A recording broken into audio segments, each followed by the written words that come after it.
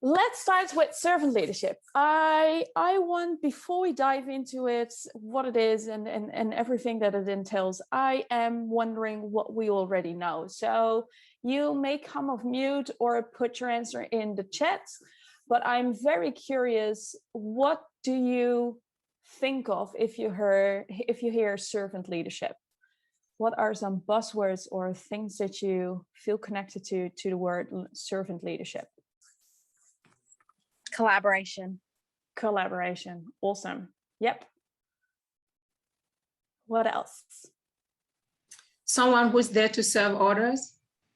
Yeah, perfect. Serving before you lead. Nice one. Empowering others. Yes, definitely. Yeah. Leadership by example. Yes, that's a good one. Anything else? Supporting. Nice. Yeah, absolutely.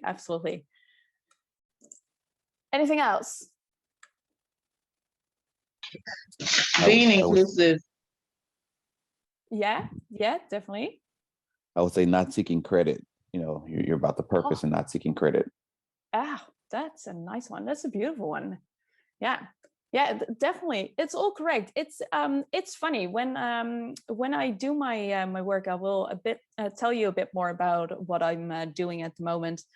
But do you hear servant leadership, the word servant leadership, pop up all over the place? I did a quick Google research, and more than 59 million hits on Google within 0.04 seconds. You find those results. It's an amazing amount of information about servant leadership. Yet, even though we find so many articles and blogs around what servant leadership is, and you find videos and inspirational TEDx videos around being a servant leadership or an agile leader, it is often one of the hardest things to do in an organization. For those of you on a call who are a leader, would you see yourself as a role model of a servant leader? Or would you say, like, not yet there? Or what is your answer to that? And this is also the poll I put on LinkedIn, so you're more than welcome to respond to that later on. But do you feel like you're already a role model for servant leadership in your organization or for your team?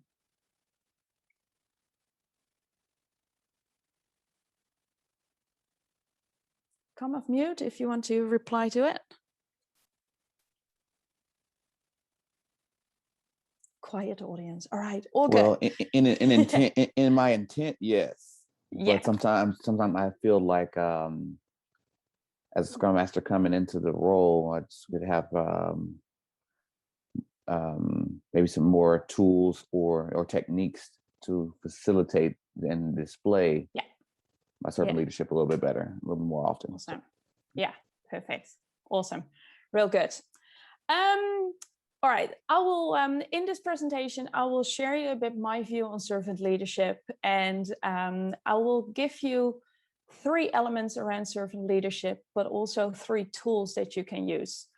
The 3 things that I'm going to give to you are really easy things to do. There are small steps that you can start off by tomorrow, but it is something that will trigger you in a bit of a different thinking than what you probably read most of the time on articles and blogs. When I started my career within an agile environment, and especially when all the agile leadership and servant leadership popped up, I found it really hard to understand how I went from traditional management to servant leadership. Not only losing the title, which is sometimes a battle in an organization, but also what is now exactly the difference between those type of leaders? And is a traditional manager always the wrong thing to do, or do some teams just need the traditional management level?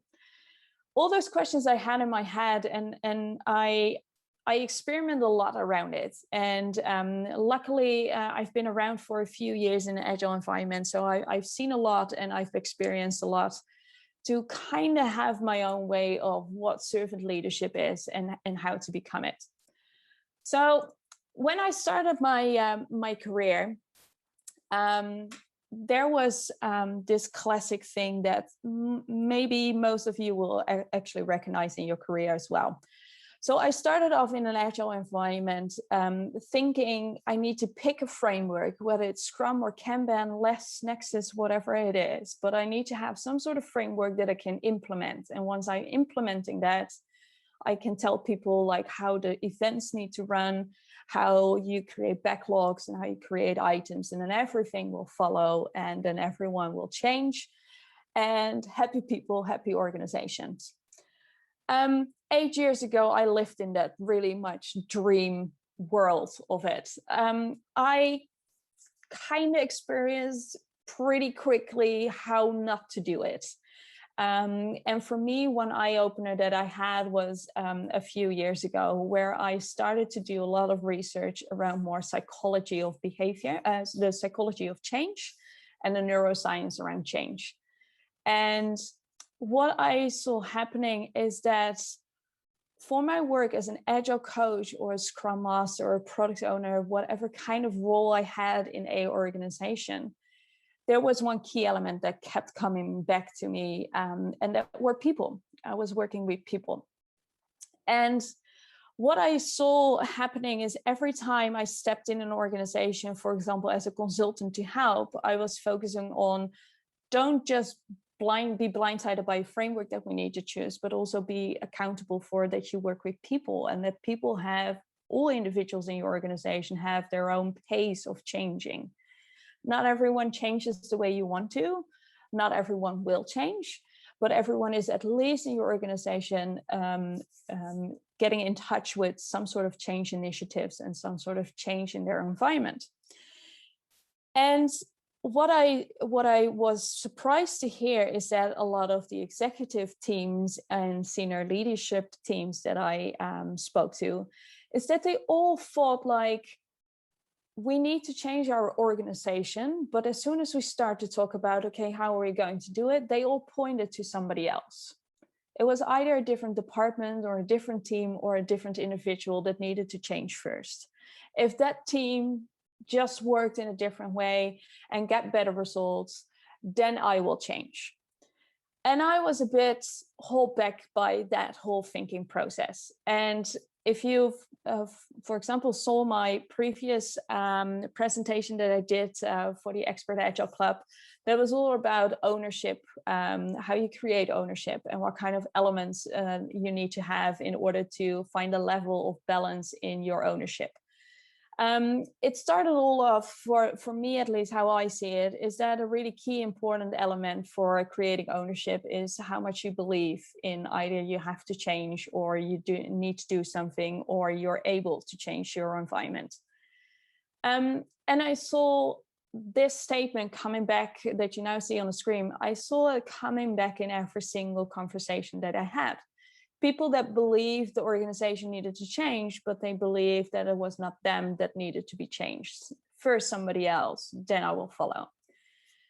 So this got me all wired up, and I started to do lots of more research. And next to the research and writing blogs and a book about this, I started to use it in my work. And I recently changed roles, but before I became head of transformation, I have been a consultant and I coached a lot of management, a lot of leadership on every single level of the organization.